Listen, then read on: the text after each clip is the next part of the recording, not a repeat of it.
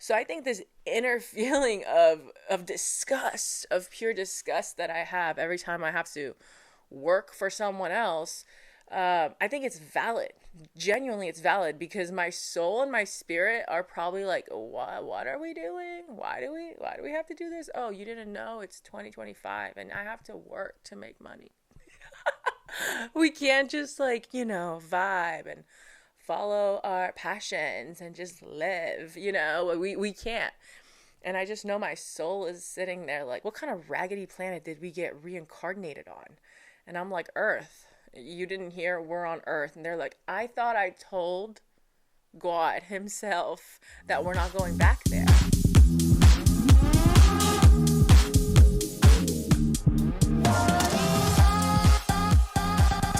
What's good, you guys? Welcome back to the channel. I hope you guys are having a wonderful week. Hopefully, I'm coming at you live on a Thursday. Well, not live, but you know what I mean. You know what I mean. Honestly, it's been interesting trying to figure out when to film and when to post ever since I got my new job a few months ago. And yeah, it's just been a whole cluster fuck of transitions after transitions. And as a fixed dominant girly who has a Capricorn rising, I do not like when shit gets shaken up in my routine and schedule. I operate really well when there are rules. Oh god, ew. See, like what I'm about to say doesn't make any sense. I operate really well. Okay, no, this is what's going to make sense. I operate really well when there are rules that I have placed upon myself, like discipline, or like schedule. I do well. I do really well with those rules. But when other people impose rules on me, when there are, let's say, authority figures that try to tell me what to do, that's when I have a problem with rules. Like, rules cease to exist when someone other than myself tries to tell me who I should be and what I should do and how I'm supposed to do it. Like, respectfully, fuck off, actually. I hate it. Like, it's like my whole being is, like, itching. Like, as soon as someone tries to tell me what to do, it literally could be genuinely as simple as working for other people.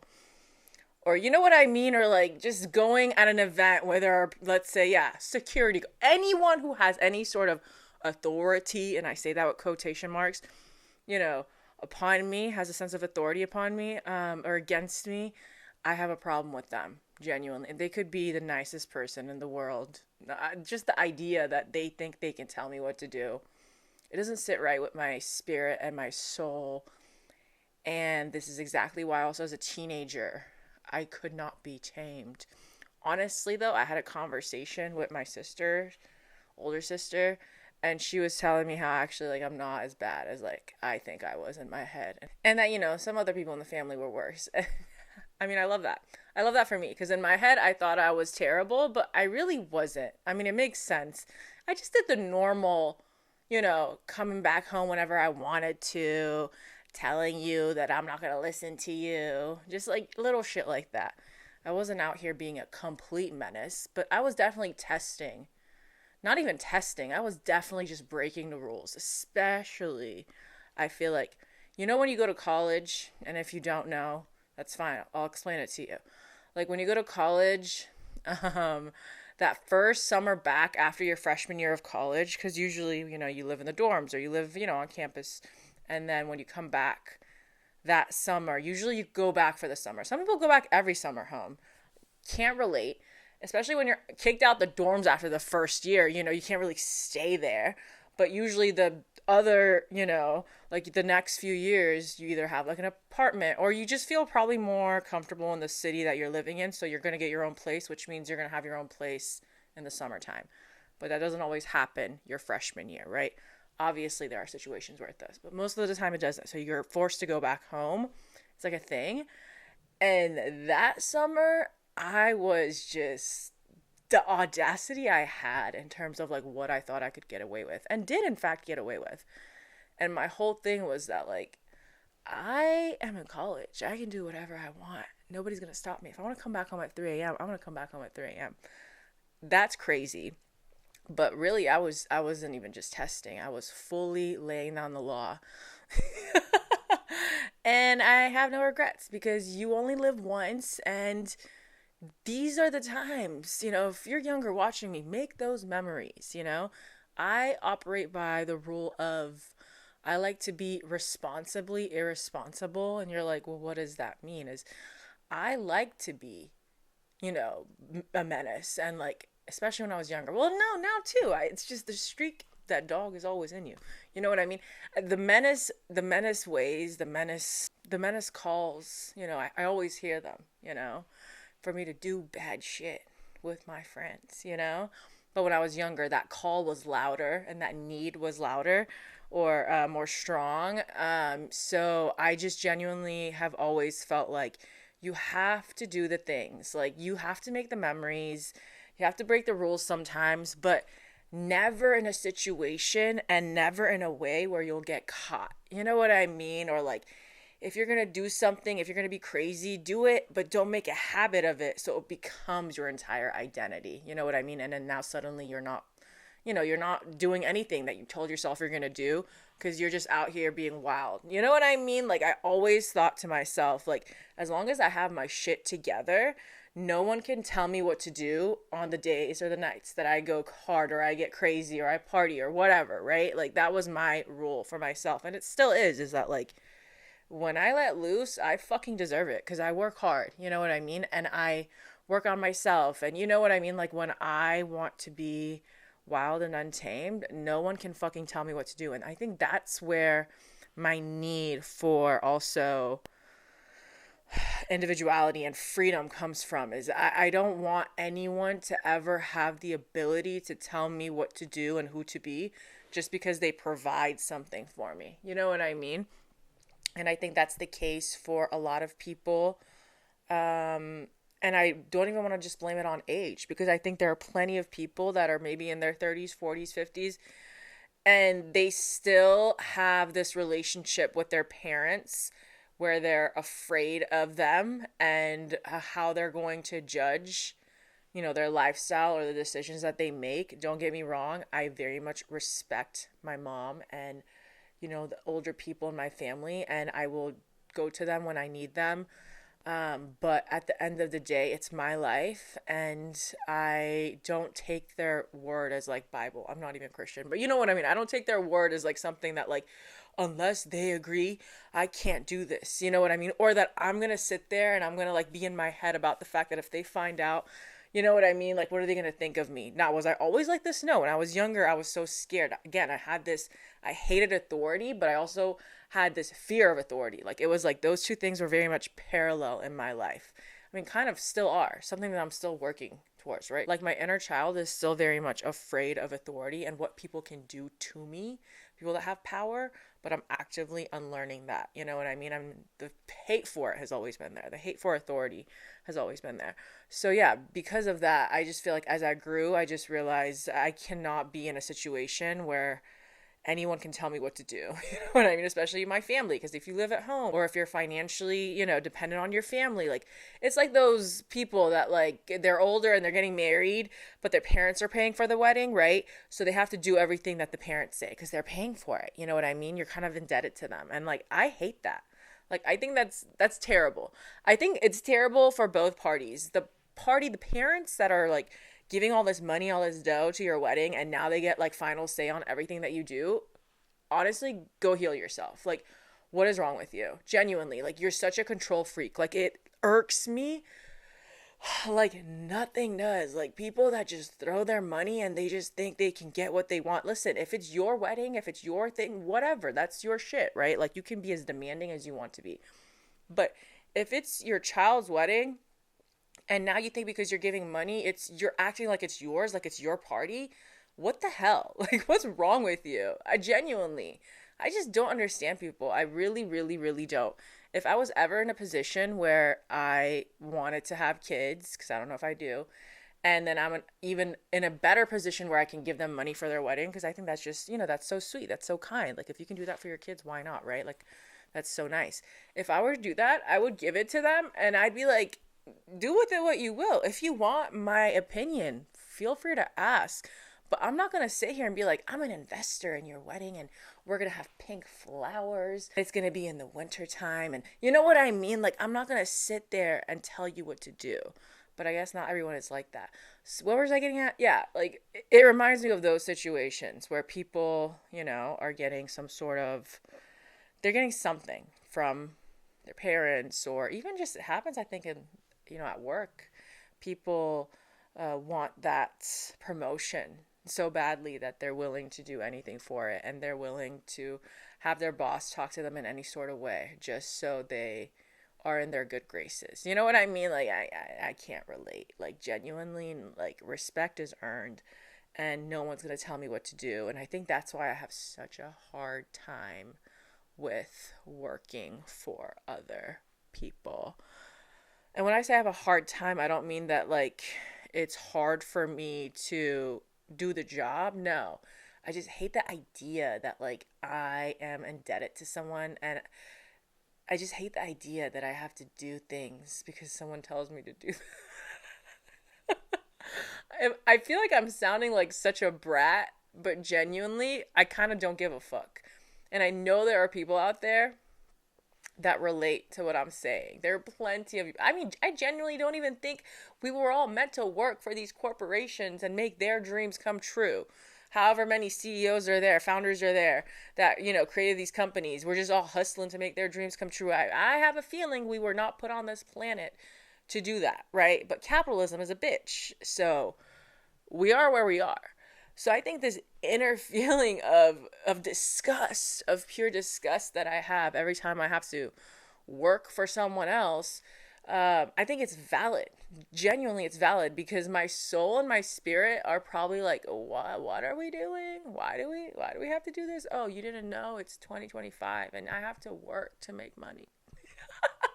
We can't just, like, vibe and follow our passions and just live, we can't. And I just know my soul is sitting there like, what kind of raggedy planet did we get reincarnated on? And I'm like, Earth. You didn't hear, we're on Earth. And they're like, I thought I told God himself that we're not going back there. And then, my spirit guides came through and they're like, no, like, she had to do like one final lesson on Earth. And my spirit was like, ew. And I was like, ew. And, maybe that is also your story. And if that is your story, it's fine. I'm telling you. Is it fine though? Is it? I don't know if it is. But it's cool, We're all here doing what we need to do. So if you're sitting there and you're wondering, what the fuck am I doing? Why do I have to hustle to make other people's dreams come true? And why do I have to, listen to someone else for 40 to 50 hours out of the week? You know what I mean? Like, it's crazy. That concept is insane to me. I don't understand it. That's all I have to say. They're lucky that I love money, because it is truly what keeps me going. One of the affirmations I'm doing, I just put a post-it note on my work desk, is paycheck, not identity. So I remind myself that, when I get too deep into work, or when I feel stressed over something and I, focus on it to the point where it's affecting my mental state or my physical health, all because work is stressing me out, I need to remember this is a place where I get a paycheck, not my identity. So I wrote that on a post-it so I don't forget that, because I truly struggle with that, you guys. Oh God, again, like Capricorn rising shit, like the whole rant that I just had about work and hating authority and blah, blah, blah, blah, blah. Like, all of that is 100% true. And then yet it's fighting against this part of me that's a hard worker that doesn't do shit half-assed. So it's literally like these two parts of me are fighting against each other, where it's like, just do what you need to do and that's it. And the other part of me is like, no, I want to go the extra mile. I want to be noticed. And that's literally what happens. And then I'm so into it that I'm like, wait, what are you doing, Sarah? Like, you don't give this much of your energy to your job. Genuinely. Like, I need to set that boundary for myself, because I do this and I love doing this. Like, I have so many other identities that are more important to me than my work 9-to-5 identity. Truly, I genuinely will say every other identity I have is more important to me than Sarah 9-to-5. You know what I mean? That identity. who I am as a friend, as a partner, as a daughter, as a sister. You know what I mean? Who I am as a creator. All those identities mean so much more to me than who I am at work. Yet, because work is so heavily tied to our sense of security, it takes so much. It genuinely just takes and takes and takes when it comes to how I perceive myself and my self-worth, right? And I hate that. I hate that so much. I wish with all my heart to fly with dragons in a land apart. That too. But I wish with all my heart where I can look back. I don't know when it's going to be, sometime in the future. I can look back and be like, wow, I genuinely overcame this need to be perfect and to give 120% at my day job. Because genuinely, there are people who just do the bare minimum and they still get paid the same amount. You know what I mean? They still get paid the same amount. Isn't that crazy? And we're out here hustling as a type A overachiever. Like, I'm out here hustling. It's like, I'm still going to get paid the same amount. Like, why do I put so much pressure on myself? And I hate it. And it just all comes back to capitalism and how much they take from us. You know, I don't want to be one of those people that died because of the stress that they endured at their job. You know how crazy that statistic is, you guys? So many people die of stress because of their job. Genuinely. I mean, we already know the amount of students that die and, you know, off themselves because of the stress of school and not performing. You know, it happens more in other cultures especially too. The same thing is to be said about, you know, your job. Honestly, let's just actually even ask, what is the percentage of people that, get sick or even die because of the stress of their jobs, right? I feel like that would be really interesting to see. Okay, I pulled up some stats. A systematic review found that exposure to psychosocial job stresses is associated with a higher risk of suicidal ideation, attempts, and death. In 2022, there were 267 workplace fatalities by suicide in the U.S., a 13.1% increase from 2021. That's crazy. Globally, an estimated 12 billion working days are lost annually due to depression and anxiety related to work. Ooh. In the UK, about 83% of, this one is good. I mean, it's not good, but the number is crazy. About 83% of American workers report experiencing work-related stress on a regular basis. Are you guys hearing this? 83% of Americans report experiencing work-related stress on a regular basis. I mean, I'm not freaking surprised.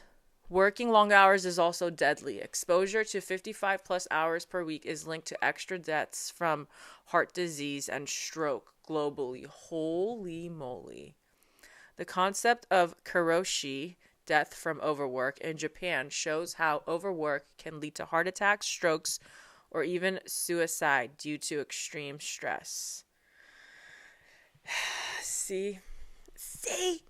Like, we're not shocked here.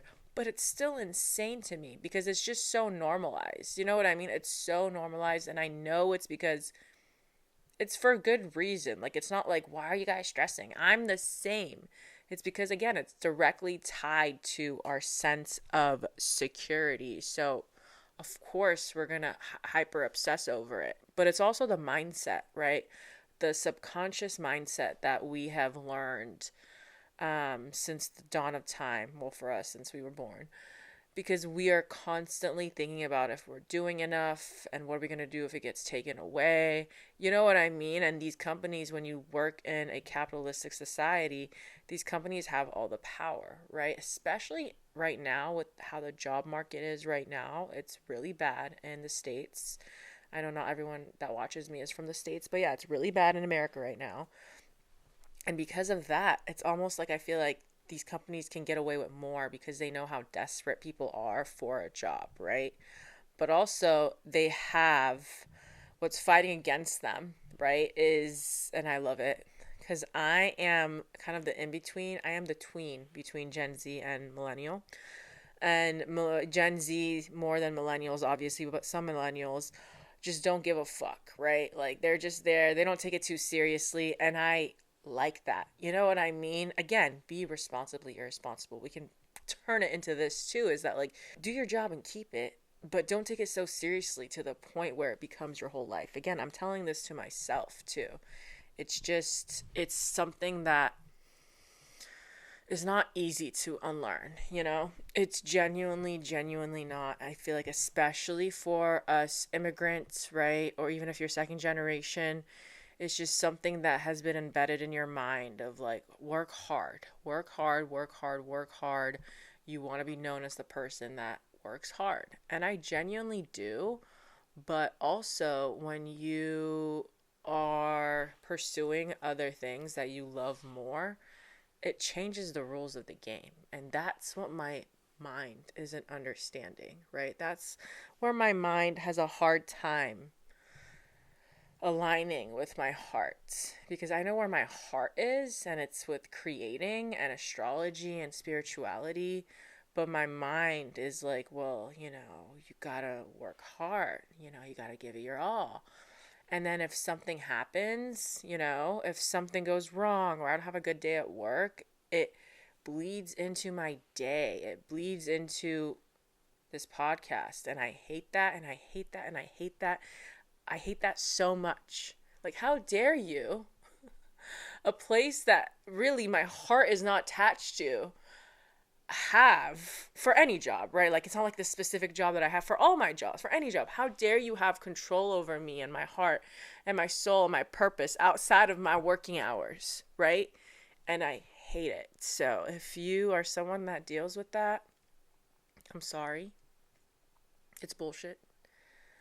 I think we should all be able to do what we love and get paid well for it. I don't think that's too much to ask in this world, but people are greedy. These companies are greedy. These politicians are greedy.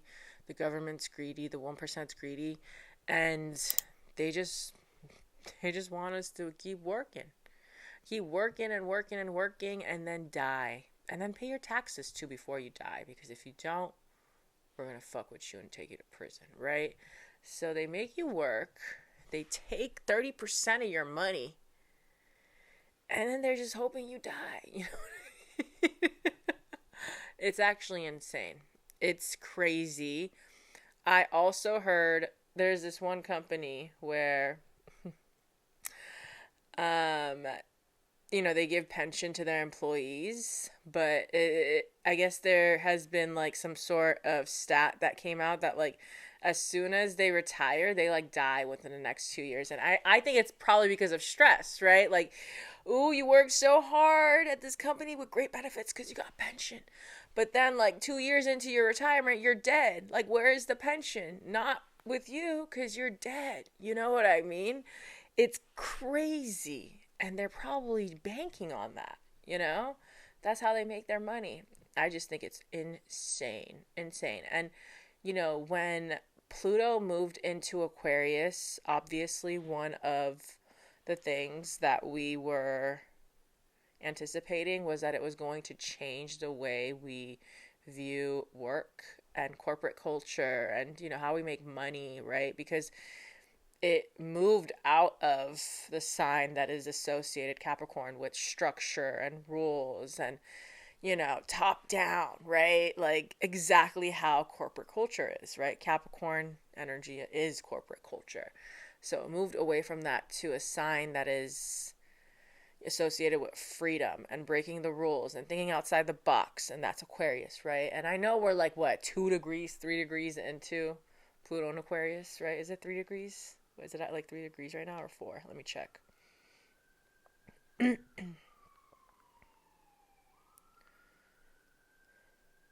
Oh, shit. It's at 1 degree. When did it start retrograding? Jesus. See, this is why. No. No, I'm annoyed now. this is why I've been having such a hard few freaking weeks, man. I mean, let alone the fact that I'm having the last bit of that stupid Pisces Saturn return, because it's retrograding into Pisces one last time, and I'm like, honestly, fuck you with my whole heart. Genuinely, fuck you with my whole entire fucking heart. I know I'm cussing a lot this episode, but also, like, this is who I am. I cuss a lot. I'm a passionate person. If you don't like cussing, don't watch, don't listen. I was like, blame it on the blame it on the Saturn return, back at it, retrograding into Pisces. Blame it on, the eclipse season. Blame it on all of that, right? Blame it on Venus and Virgo, because who wants Venus to be in Virgo? No, because you're going to be hypercritical of yourself and everything that you love, right? So I was blaming it in all of that. I had completely forgotten that Pluto was retrograding back. Oh, God, that means the degrees are getting closer to my Scorpio sun. And if you don't know, Scorpio and Aquarius square each other. So, of course, Pluto is getting back to like squaring me. And every time it was so close, which was like last winter too, I was having I'm sorry, I don't want to but it's the truth, universe, okay?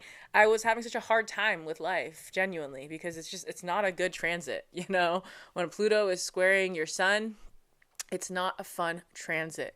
And I had completely forgot that Pluto was going to be retrograding again. When is it moving forward? So Pluto retrograde in Aquarius will end on Monday, October 13th. Okay. All right. Well, that explains a lot.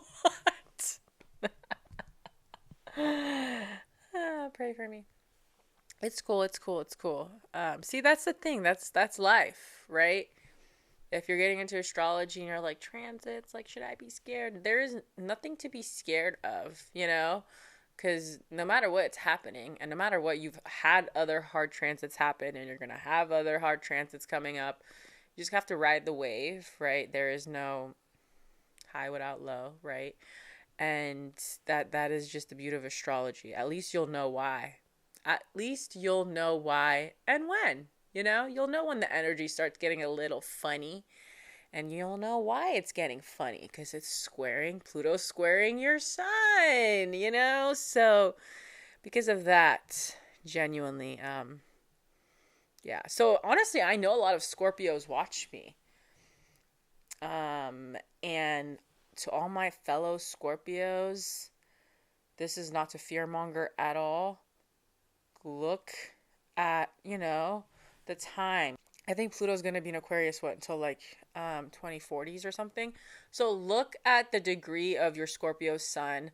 Look at when Aquarius will directly, square that degree that your sun sign is in.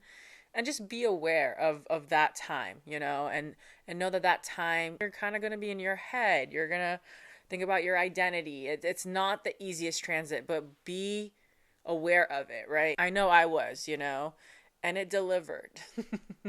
But yeah, you are always going to grow. When you're going through hard transits, yes, you're going to be in your head, and yes, you're going to feel like the whole world is against you. But it's a learning lesson. Everything is a learning lesson, and you're going to come out of it. You're going to come out on top, always. You just have to be willing to go through the ringer to see what the universe wants to teach you about yourself and how you deal with certain situations, and whether you're ready to back yourself up or whether you're going to completely shut down. Like any hard situation we go through, it's a chance for us to almost prove ourselves to the universe, right? And not that you owe anyone anything. I wholeheartedly believe that. But you owe yourself a lot. We owe ourselves a lot. And we owe our inner child a lot, right? So I think when you go through a difficult time in this life, it is almost like, it is a test. It's the universe, God, whoever you believe in, looking at you, being like, okay, so how are you going to act? How are you going to deal with this? How are you going to deal with this situation, this chapter of your life that's going to show us you've learned shit, right? Like what you've taken away from all the lessons of the past. Like, are you going to utilize everything you've learned to handle this better, or be more positive, or surrender, or whatever, right? Or forgive and forget, or just power through, right? There are so many ways in which you can show the universe that you've grown and that now you can handle things differently. Or it is going to show the universe that you're still the same. You're still running away from problems. You're still drowning out your feelings through different vices. Like, there's so many things to show the universe that you failed, right? There's so many things you can do to show that you failed. And there's so many things you can do that, shows that you passed. And if you failed, it's okay. Because guess what? The universe is going to repeat some lessons. Like, it's literally like school, right? Like, that is life, right? You're going to go through shit and then you're going to realize, okay, did I take anything away? And if you took anything away from it, you're going to pass your test. But if you keep making the same mistakes, you're going to repeat the same grade over and over again. And the lessons are going to be harder and you're going to get frustrated and embarrassed, right? Because you're putting yourself in the same situation. Like, it's a choice when you keep making the same mistake. And then the universe is going to be like, all right, well, you just need to keep learning this lesson. I guess you just didn't learn it the first time, which is why you're failing your test. It's fine. Repeat. So yeah, anytime something hard happens, just understand it's your soul evolving, and the way you choose to deal with it shows the universe if you've learned anything from the past since the last time it tested you. I mean, and the audacity to be tested, right? I think that's actually the funny part. The audacity to even be in a place where you're tested in this world, in this ghetto of a world, of a planet. Like, people in positions of big power are barely doing their job. And you want me to show up, be a model, employee, student, whoever's telling you what to do, because I know students watch me too. While the world is a mess and people in positions of power are terrible people, but you want me to be the model employee and the model student. It's like just the audacity of it all. And I think that's why our morale as humans, as citizens of these ununited states, I think that's why we're all just like pissed and tired and angry and annoyed, because it's like we still have to show up and do the things when the world is crumbling faster and faster every day, right before our very eyes, right? Like, the news cycle is insane to watch. You know what I mean? It just gets funnier. It's like satire, but it's real life all the time. And I just think we're all just hoping to survive. So if you're out there like me, and you're just surviving, you're barely thriving and you're just surviving, I am right there with you. Yeah.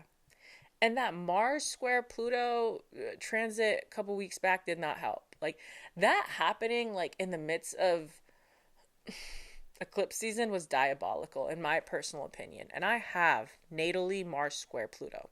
It is one of the aspects, it's not a good aspect, obviously. Mars, the planet of, passion and aggression, squaring Pluto, the planet that's associated with the underworld and power struggles. Like, think about those two energies together, right? My Leo Mars squares my Pluto and Scorpio. It's just so funny to me because, it doubled down. Because that aspect, it creates a lot of anger in people. Like, if you look up people with that aspect, it's a lot of like anger issues, deep-rooted anger issues. They can be very aggressive. We can be very aggressive. And the transit was happening a couple weeks back, and that was honestly one of the worst weeks I've had, I think, this year. That was honestly such a hard week, and I just wanted to quit everything, and I hated life, and I was so angry and frustrated and just like so tired, so tired, but not like the I'm tired, like angry tired. You know how there's like two tireds? There's like the damn, I'm exhausted, and then there's like the I'm so exhausted, but I'm pissed. I'm pissed that I don't even get to I'm pissed that I still have to just be a human, and and be here and do things when I'm so angry with the world and I'm so angry with the energies that are coming at me right now, right? So if you were feeling that way a couple weeks back, I hear you. I was right there with you. And it is what it is, right? We live and we go on. So those anger issues, baby, I hope they're feeling better because it's Libra season. And also to go back to it, and when Mars was in Libra, ew. Who the hell asked for it? I'm sorry. If you have a natal Mars in Libra, good for you. I hate that energy so much because Mars obviously doesn't like to be in Libra, and it's so tough. You don't want to do anything. You don't want to do anything. And it was during Virgo season, a sign that is already really hard, like the energy that makes you be really hard on yourself. But then you have this transit where you feel so unmotivated and lazy and nothing. You just don't have the energy for anything, right? So it was just a lot of mixed feelings in 1 month. September 2025. I hope I never see you again. Ever. Ever, ever, ever, ever. Okay, let's talk about a movie I watched that I absolutely fucking hated with my whole entire heart. And I feel bad, because sometimes my empathy is like, girl, relax. There's people who are literal critics. So I'm not even going to give a little, but there are people who acted in the movie and people who wrote it. Fuck that shit, okay? I'm tired. I'm tired of giving little. And to those that know, the movie was horrible. The acting was great. I didn't like it. I didn't like the ending. I didn't like how it was happening. So it's called Past Lives. And it's by A24 Productions, which is one of my favorite production companies. And I was like so excited to watch this movie. Actually, when this movie came out, I think it was a year ago, 2 years ago, I remember seeing it. I'm like, oh, I need to watch that. I need to watch that with my man. I need to watch that. Like, that seems like my kind of vibe, Past Lives. And it's exactly like, it's not like a fantasy movie where actually like they time travel, but it has to do with this girl, and she grew up, she was born outside of America. And it showed like her childhood when she still lived in her, home country. And then she had this crush, and they were like in love with each other damn near. But then she moved when she was like, I want to say what, in the 6th grade, 7th grade, whatever, came to America. And then like later on, they like reconnected, and they reconnected multiple times again. But they never saw each other, but they would video chat. They found each other after like 15 years. And then she like married some white guy. You know what I mean? And then they reconnect, her and her man's from her home country. And he comes and visits, and she like the husband like knows that like, oh, like I know this is like your what if kind of lover, blah blah blah blah blah. And they all go to a bar together, the three of them, and they're speaking in their natal tongue, and he's just like the white husband's there, not even in the conversation. You guys, it was so weird. It was so weird. And she ended up picking her white husband at the end, but she was crying in his arms, and her husband's, when she had to say bye to her lover from home, her friend. What the fuck? I'm sorry. What the fuck? If I'm watching a fucking movie called Past Lives, it better be romantic. It better give me the ending that I deserve. Like, what? I just felt like my time was wasted. Shit pissed me off so bad. Like, what do you mean? What do you mean that you're just gonna, like, set it up for them to have this epic romance, and then he just goes back to his home country, and she's just, like, hugging her man, crying in his arms that she had to say bye. And her man, like, knew that, like, he couldn't compete with this other guy, but yet she still picked him. It was so freaking weird, you guys. And I watched it with my mans, and we just looked at each other like, what the fuck? Also, the whole time, it was, like, funny to me that, like, you have a whole husband at home who knows you're with this guy, but you're out here, like, sexual tension thick with your freaking elementary school sweetheart. What? What? Is this a horror film? Like, you know what I mean? Like, is this a horror film? Like, in what? I don't know. Is that appropriate? Genuinely. Is that appropriate? Would you guys, if you are a man or if you are a woman or, if you are someone that has a partner and your partner was like, hey, pretend your partner is like from another country, and your partner's like, hey, so, I haven't like visited, we'll just pretend it's me from Iran, right? You know how I haven't gone to Iran in a long time, and I, have missed my culture. Well, I just reconnected with my, crush slash lover. We were like obsessed with each other in the sixth grade. And yeah, we did keep in contact a little bit when I moved, but we haven't seen each other. So he's coming to visit, and like we want to like spend the day together. Is that okay? You know what? I don't even know if she asked for permission. But like imagine that. How would you feel to be on the receiving end of that? My Scorpio Venus could never, would never. It's not even a could. It's would because it's a choice. I'm not even going to say I can't. No, I won't. I don't. I'm not in a situation. Honestly, shoot me now if I am ever the type of person, the cool girlfriend, the cool girl that's like, yeah, go ahead. No. Like, I would never even be in a situation where my partner would ask that of me. Because if I happen to have a partner that even asks that or let me know, I have made a wrong decision. Long before this moment, I have made a wrong decision in terms of who I thought you were as my partner and why I chose you. And why did I ever think that we would be compatible if my partner even feels the need to ask that question? Those words coming out of his mouth. You got me so fucked up. Go be with her then. Go. I love your new girlfriend. Can we meet? I love it. I love it. I support it. The fuck? You got me all kinds of fucked up if you think that is appropriate. But this is a safe space for you, I guess.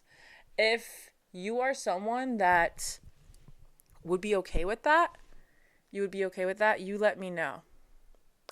And let me know why. And let me know your Venus and your moon sign. That to me is just crazy. I do not understand that at all. But who am I to judge? Well, I am a Mercurial moon and a Capricorn rising with a Scorpio stellium. That's who I am to judge. But who am I to judge? My Libra Mercury doesn't want to